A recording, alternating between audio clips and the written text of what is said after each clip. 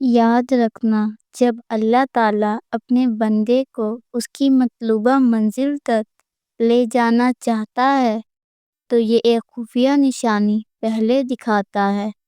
میرے رب کا قرآن 3 جگہوں پر اس بات کی وضاحت کر رہا ہے کہ وہ کن لوگوں کو ان کی من پسند منزل تک لے جاتا ہے اور کن لوگوں کی خواہشات کی تکمیل کرتا ہے، اور کن لوگوں سے ناراض ہو کر ان پر اپنی رحمت کے تمام دروازے بند کر دیتا ہے۔ تمہاری من پسند منزل ملنے کی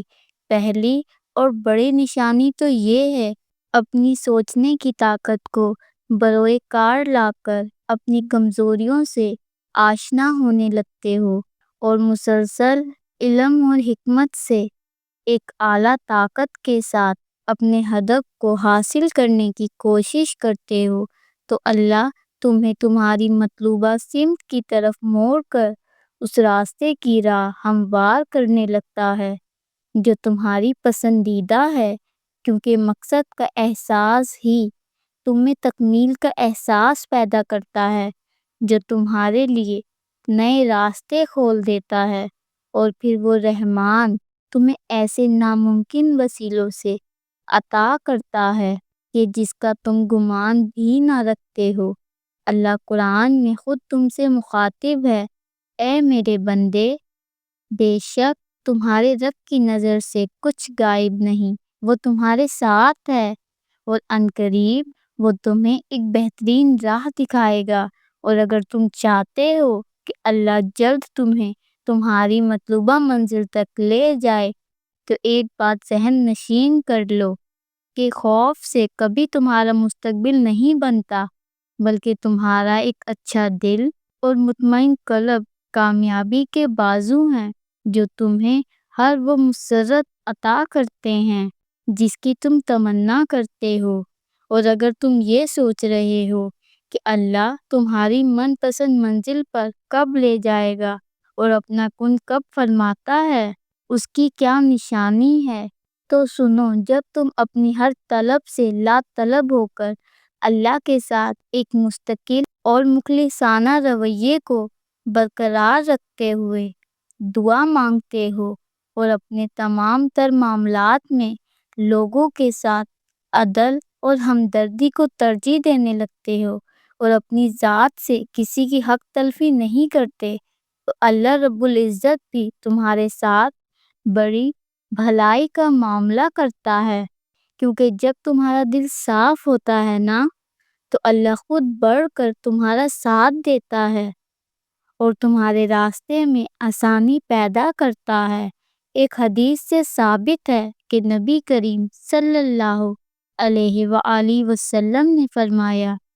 کہ جو لوگ دوسروں پر رحم کرتے ہیں تمہارا رب ان پر رحم فرماتا ہے، تم رحم کرو ان پر جو زمین میں ہیں، خدائے رحمان تم پر آسمان سے رحم فرمائے گا۔ اور اگر تمہیں کوئی چیز طویل دعاؤں اور ذکر و اذکار کے باوجود بھی حاصل نہیں ہو رہی تو سنو، اللہ تعالیٰ خود تم سے فرماتا ہے کہ اے میرے بندے، کہ اگر تو میری رضا پر راضی ہو جائے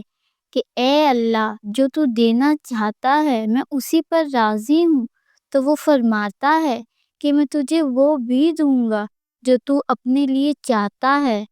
اللہ قرآن میں قسم کھا کر کہتا ہے کہ جس نے مجھے راضی کر لیا میں یقیناً اسے ہر پریشانی سے نجات اور پرسکون زندگی عطا کروں گا۔ سنو، اگر اللہ نے تمہارے دل میں کسی چیز کی چاہت ڈالی ہے اور اسے پانے کی تڑپ تمہیں تہجد تک لے آئی ہے تو یاد رکھنا تم صبر کی سیڑھیوں سے چڑھ کر اس منزل تک پہنچو گے جو تمہاری پسندیدہ ہے۔ جانتے ہو، جب تم اپنا درد اللہ سے راتوں کی تنہائی میں بیان کرتے ہو تو وہ تمہاری لغزش معاف کر کے تمہارے لیے اپنی رحمت کے وہ اسباب بناتا ہے جو تمہاری زندگی میں آہستہ آہستہ ہی صحیح مگر ایک خوبصورت اور بہترین منزل تک لے جاتے ہیں۔ اور ایک وقت زندگی میں ایسا ضرور آتا ہے